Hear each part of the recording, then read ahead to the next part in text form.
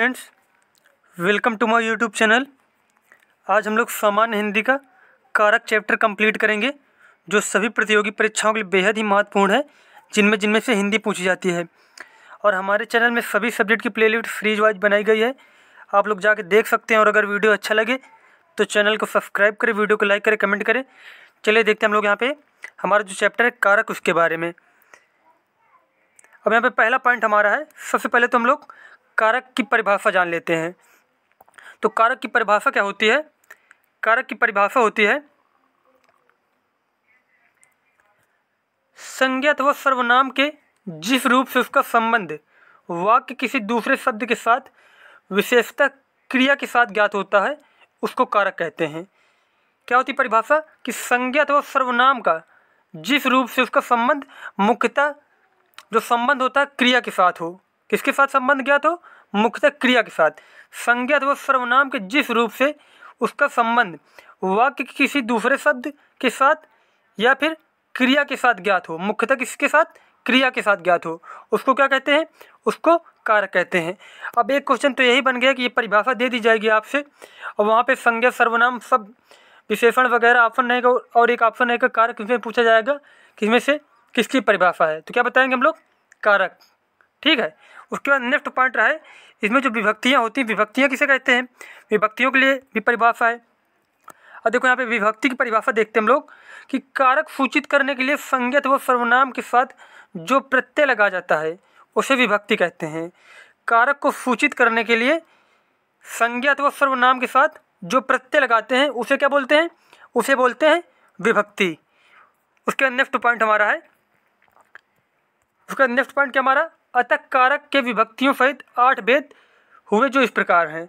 अब यहाँ पे एक क्वेश्चन आ गया, यहाँ पे ये बन जाएगा क्वेश्चन कि क्या कारक कितने प्रकार के होते हैं? तो क्या बताएंगे हम लोग? कारक कितने प्रकार के होते हैं? 8 प्रकार के होते हैं। कितने प्रकार के? 8 प्रकार के। और सभी कारक की एक कोई पहचान होती है जिसे बोलते हैं क्या? विभक्तियाँ। अब यहाँ पे ये जो प्रत्यय लगाया जाता है, भी पढ़ा ना हम लोग इसमें विभक्ति में, कि संज्ञा व सर्वनाम के साथ जो प्रत्यय लगता है उसे विभक्ति कहते हैं। तो यही जो प्रत्येक कारक की एक अलग अलग विभक्ति है, उसके बारे में हम लोग जान लेते हैं। और जो कारक 8 प्रकार के, उनके बारे में हम लोग जानते हैं। फिर इनकी विशेषताओं के बारे में जानेंगे। सभी कारक की कुछ न कुछ विशेषता होती है। उसके नेक्स्ट पॉइंट हमारा है यहाँ पे, ये देखो इधर कारक दिया गया है, इधर विभक्तियाँ। अब यहाँ पे पहला कारक कौन सा है? पहला है कर्ता कारक। और इसकी विभक्ति क्या होती है? इसकी विभक्ति होती है ने। अब पेपर में सीधा क्वेश्चन ये आता है कि ने विभक्ति कौन से कारक की होती है, या फिर पूछ लेगा कर्ता कारक की विभक्ति कौन सी होती है। तो ये सारे आप लोगों को याद करना, जितनी भी विभक्तियाँ हैं। ये कर्म कारक की क्या होती है? को। कर्ता ने कर्म को, करण की क्या होती है? से। करण की से। उसके बाद संप्रदान के लिए, संप्रदान की विभक्ति क्या होगी? के लिए। और उसके बाद अपादान की विषय होती है। ठीक है। तो उसके बाद संबंध कारक की क्या होती है विभक्तियाँ? काकी के, रारी रे, नानी ने। ये सारी क्या होती हैं? संबंध कारक की। अब पेपर में क्वेश्चन आ जाए कि काकी के, रारी रे, नानी ने कौन से कारक की विभक्तियाँ होती हैं, तो क्या बताएंगे हम लोग? संबंध कारक की। उसके बाद नेक्स्ट हमारा 7 नंबर अधिकरण कारक। अधिकरण कारक की कौन कौन सी विभक्तियाँ होती हैं? में, पे, पर, भीतर। ये सारी क्या होती हैं? अधिकरण कारक की विभक्तियाँ होती हैं। उसके बाद नेक्स्ट और हमारा लास्ट है 8वां कारक कि संबोधन कारक। अब संबोधन कारक में क्या होता है? हे, हो, अजी, अरे, ए, अहो, ये सब संबोधन वाले जो शब्द होते हैं, एक आता है संबोधन कारक की विशेषताएं होती हैं, विभक्तियाँ होती हैं। ठीक है। अब यहाँ पे देखो कर्ता कारक कहाँ पे होता है, करण कारक कहाँ पे होता है, उनके बारे में हम लोग विस्तार से जान लेते हैं। ठीक है। चलिए देखते हैं। यहाँ पे पहला कारक हमारा है कर्ता कारक। अब कर्ता कारक में क्या होता है कि वाक्य में क्रिया के करने वाले को कर्ता कहते हैं, कर्ता कारक कहते हैं। वाक्य की जो कोई, जैसे कि वाक्य है, इसमें जो क्रिया होती है, जो क्रिया किसके द्वारा की जा रही है। जैसे हम यहाँ पे क्या कर रहे हैं? पढ़ा रहे हैं। क्या कर रहे हैं? हम यहाँ पे पढ़ा रहे हैं आप लोगों को। तो हम क्या हो गए? हम हो गए यहाँ पे जैसे कोई भी नाम यहाँ पे किसी को हो गया, जैसे कि शिवम ने राम को पढ़ाया, कोई भी मतलब एग्जाम्पल ले लो यहाँ पे। अब यहाँ पे क्या, वाक्य में क्रिया के करने वाले को कर्ता कारक कहते हैं। जो कोई कार्य कर रहा है वाक्य में उसे क्या बोलेंगे, उसे बोलेंगे कर्ता कारक। अब एग्जाम्पल देख लेते हैं हम लोग यहाँ पे कि अंशु ने भोजन किया। अंशु ने भोजन किया, किसने भोजन किया, अंशु ने भोजन किया ना यहाँ पे। तो यहाँ पे क्रिया कौन कर रहा है, अंशु कर रहा है। अंशु क्या कर रहा है, अंशु भोजन कर रहा है। तो यहाँ पे कौन सा कारक हो गया, कर्ता कारक। और यहाँ पे विभक्ति भी ने शब्द मिलेगा हमेशा तुमको। यहाँ पे देखो अंशु ने, ऐसे क्वेश्चन आ जाएगा कि अंशु ने भोजन किया। अब इसमें बताओ कौन सा कारक है, तो क्या बताएंगे हम लोग, कर्ता कारक। नहीं तो ऐसे क्वेश्चन पूछ लेगा यहाँ पे कि ये जो ने विभक्ति है ये कौन सी कारक की विशेषता होती है, तो क्या बताएंगे, कर्ता कारक की। बालक ने पुस्तक पढ़ी, बालक ने क्या किया, बालक ने पुस्तक पढ़ी। तो यहाँ पे कौन सा कारक हो गया, यहाँ पे भी हो जाएगा कर्ता कारक। कंप्लीट हो गया कर्ता कारक। देखो यहाँ पे ने विभक्ति मिलती है और क्या होता है कि जो क्रिया होती है उसमें क्या होता है, कर्ता के द्वारा जो क्रिया की जाती है उसे क्या बोलेंगे, उसे बोलेंगे कर्ता कारक। वाक्य में क्रिया के करने वाले को कर्ता कारक कहते हैं, ठीक है। और यहाँ पे ने विभक्ति मिलती कर्ता कारक में। देखो ये ने विभक्ति है कि नहीं, तो हमारा कर्ता कारक कंप्लीट हो चुका है। उसके बाद नेक्स्ट हमारा है कर्म कारक। अब कर्म कारक क्या होता है कि संज्ञा तथा सर्वनाम के जिस रूप पर कर्म की प्रधानता उसे कर्म कारक कहते हैं। अब यहाँ पे कर्ता कारक में देखो क्या होता था कि कर्ता की प्रधानता होती थी, कोई क्रिया कोई कर रहा था तो इसमें क्या था, मेन क्या था, कर्ता था। अब इसमें क्या है, अब इसमें किसकी प्रधानता, इसमें है कर्म कारक में कर्म की प्रधानता। और इसका विभक्ति क्या होता है, को शब्द के साथ रहता है। इसका विभक्ति क्या होता है, को। उसके बाद देखते हैं हम लोग, सीमा ने तनीषा को पीटा। इसमें सीमा क्या हो गया, सीमा कर्ता हो गया, किसको पीटा, तनीषा को पीटा। किसको पीटा, तनीषा को पीटा। तो यहाँ पे देखो को विभक्ति मिल रही नहीं, और किसे पीटा, यहाँ पे कर्म क्या है, तनीषा को पीटा। तो मेन क्या हो रहा, कौन पीटा, किसे पिटाई पड़ रही, तनीषा को पड़ रही ना, और किसके द्वारा, सीमा के द्वारा। तो यहाँ पे कौन सा कारक होगा, यहाँ पे होगा कर्म कारक, तनीषा को पीटा। और को विभक्ति मिल गई यहाँ पे देखो। और इसके बाद कहीं कहीं पे ऐसा भी होता है कि विभक्ति जो है छिपी रहती है, तो वहाँ पे आप लोगों को अपने मन से थोड़ा दिमाग लगा करना है क्वेश्चन, ठीक है। उसके नेक्स्ट पॉइंट हमारे यहाँ है कि विनय पुस्तक पढ़ रहा है। अब यहाँ तो विभक्ति मिल नहीं रही, देखो विनय क्या कर रहा है, पुस्तक को पढ़ रहा है। देखो को यहाँ पे क्या छिपा हुआ है, विनय क्या कर रहा है, पुस्तक को पढ़ रहा है। तो यहाँ पे कौन सा कारक हो गया, यहाँ पे भी कर्म कारक हो गया। कभी कभी ऐसे भी क्वेश्चन आ जाएंगे तो वहाँ पे थोड़ा आप लोगों को अपने मन से उसे डिवाइड करके क्वेश्चन को देखना है, ठीक है, कि कैसे कौन सा कारक हो रहा है। यहाँ पे देखो अब यहाँ पे को तो मिल नहीं रहा, लेकिन फिर भी यहाँ पे विनय पुस्तक पढ़ रहा है, लेकिन इसको ऐसे भी तो बोल सकते हो ना कि विनय पुस्तक को पढ़ रहा है। तो यहाँ पे कौन सा कारक हो गया, कर्म कारक हो गया। उसके बाद अगला करण कारक। कौन सा कारक अगला हमारा है, अगला हमारा करण कारक। अब यहाँ पे देखो करण कारक की डिफिनीशन क्या होती है, परिभाषा क्या है कि जिस साधन से अथवा जिसके द्वारा क्रिया पूरी की जाती है। कैसे की जाती है क्रिया, यहाँ पे जिस साधन से क्रिया पूरी जाए, जैसे कि कोई है कि जैसे मोटरसाइकिल से लखनऊ गया या फिर मोटरसाइकिल से मुंबई गया, तो किससे जा रहा है, वो मोटरसाइकिल से जा रहा है। तो यहाँ पे जो साधन का उपयोग हो रहा है, तो यहाँ पे क्या होगा, यहाँ पे होगा करण कारक। और यहाँ पे विभक्ति क्या होती है, से विभक्ति होती है। अब यहाँ पे देखो अर्पण ने अर्पिता को डंडे से मारा। किससे मारा, डंडे से मारा। ये साधन हो गया हमारा, यहाँ पे क्या हो गया, डंडे से मारा। तो यहीं पे क्या हो गया, करण कारक हो गया। जिस साधन से यहाँ पे जो कार्य किया जाता है वहाँ पे होगा करण कारक। देखो यहाँ पे स्नेहा लेखनी से लिखती है। किससे लिखती है, लेखनी से लिखती है ना। यहाँ पे देखो तो यहाँ पे साधन जो जिसके द्वारा कार्य पूर्ण किया जा रहा है, तो इसमें कौन सा कारक हो गया, करण कारक। एक बार और डिफिनीशन देख लेते हैं इसकी हम लोग कि जिस साधन से अथवा जिसके द्वारा क्रिया पूरी की जाती है, जिसके द्वारा या फिर जिस साधन से क्रिया पूरी की जाती है उसे बोलेंगे करण कारक, ठीक है। उसके बाद देखते हैं नेक्स्ट क्वेश्चन, नेक्स्ट हमारा है संप्रदान कारक। अब संप्रदान कारक किसे कहते हैं, अब यहाँ पे देखो संप्रदान में जिसके लिए कोई क्रिया की जाती है उसे संप्रदान कारक कहते थे। करण कारक में क्या था कि जिस माध्यम से जिस साधन से काम किया जा रहा है उसे करण बोलते थे। अब यहाँ पे ये पॉइंट है इसमें संप्रदान में कि जिसके लिए काम किया जा रहा है उसे क्या बोलेंगे, उसे बोलेंगे संप्रदान कारक। अब यहाँ पे देखो इसमें कर्म कारक का विभक्ति को भी प्रयुक्त होता है, किंतु उसका अर्थ के लिए होता है। और संप्रदान कारक की विभक्ति क्या होती है, ऊपर पढ़ चुके ना हम लोग, के लिए होती है विभक्ति। अब यहाँ पे को मिलेगा लेकिन इसका मतलब भी के लिए होता है, ठीक है। अब यहाँ पे देखो, सुरभि भाई के लिए मिष्ठान लाती है। किसके लिए मिष्ठान लाती है?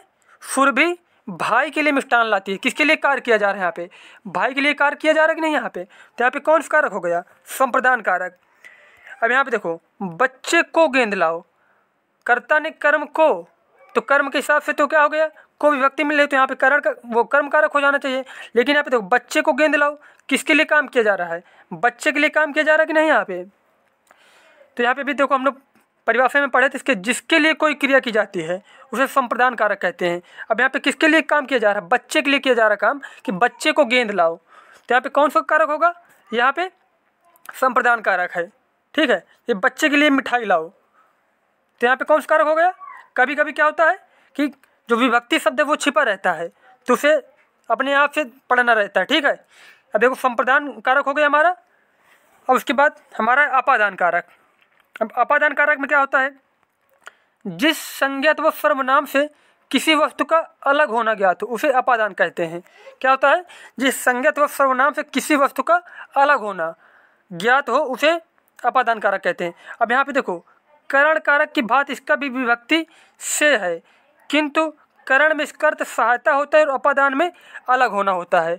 करण कारक की विभक्ति क्या होती है? से होती है, और अपादान कारक की विभक्ति भी से होती है। लेकिन डिफरेंट ये है दोनों में कि जो करण कारक है उसका अर्थ क्या होता है? सहायता होता है, लेकिन इसमें अपादान में क्या होता है? अपादान में इसका अर्थ होता है अलग होना। अब यहाँ पे एग्जाम्पल से समझते हैं हम लोग। यहाँ पे देखो, वृक्ष से पत्ता गिरा। क्या है कि वृक्ष से पत्ता गिरा, तो वृक्ष से जो पत्ता हो रहा है वो अलग हो रहा है कि नहीं? जब वृक्ष से पत्ता गिर जाएगा तो उससे अलग हो जाएगा। तो यहाँ पे देखो, से तो मिल रहा विभक्ति, लेकिन यहाँ पे कौन सा कारक होगा? यहाँ पे होगा अपादान कारक, क्योंकि यहाँ पे जो वृक्ष से पत्ता है वो अलग हो रहा है। देखो नेक्स्ट है, सवार घोड़े से गिरा। सवार क्या है? घोड़े से गिरा, तो घोड़े से अलग हो गया कि नहीं? अभी तक घोड़े में था सवार, अब क्या हो गया? उससे अलग हो गया। तो यहाँ पे कौन सा कारक हो गया? यहाँ पे हो गया अपादान कारक, अपादान कारक। उसके बाद नेक्स्ट है, जैसे कि नेक्स्ट एग्जाम्पल हमारा है कि रेलगाड़ी प्लेटफार्म से जा चुकी थी। प्लेटफार्म जब रेलगाड़ी थी, अब उससे जा चुकी थी, तो वहाँ से दूर हो गई कि नहीं? तो यहाँ पे कौन सा कारक हो गया? यहाँ पे हो गया अपादान कारक। यहाँ पे मेन पॉइंट ये याद रखना कि अपादान का मतलब होता है अलग होना, ठीक है। और करण कारक में जब होता है से यूज होता है वहाँ पे सहायता के लिए, और अपादान में से का यूज होता है अलग होने के लिए। उसके बाद नेक्स्ट देखते हैं हम लोग, संबंध कारक। अब संबंध कारक क्या होता है? संज्ञा व सर्वनाम के जिस रूप से उसका दूसरों के साथ संबंध प्रकट होता है उसे संबंध कारक कहते हैं। क्या होता है इसमें? संबंध प्रकट होता है। नाम ही से पता चल रहा है संबंध कारक।